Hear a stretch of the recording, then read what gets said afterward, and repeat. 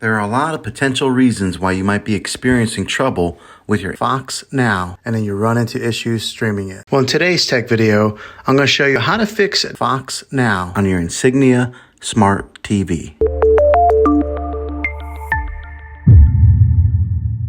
Let's see if we can fix your problems and get your Fox Now back up and running as quickly as possible. The first one, it's the easiest one to try, and that's to unplug your TV from the wall outlet and wait 60 seconds. Now don't be impatient here, wait the whole 60 seconds, then plug it back in. This is very different from turning your TV on and off with your remote control. This is what we call a hard reset of your TV, so make sure you do this method. If that doesn't work, then find your router that is giving you Wi-Fi and unplug the power to that for 60 seconds. Then plug it back in. If it fixes it, great. If not, let's go ahead and move on to the next method. Try deleting Fox Now. Go to wherever the apps are located on your system and remove the app altogether. Then reinstall Fox Now again. After you reinstall it, you might have to log back in with all of your credentials, but hopefully this will work. And if that doesn't work, then I recommend buying an affordable Roku stick, Fire Stick, or Apple TV 4K.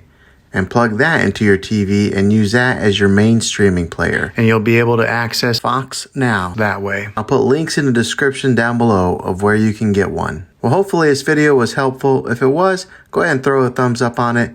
Go ahead and subscribe to my channel. I make tech videos all the time, and I would love to have you back in the next one. Take care.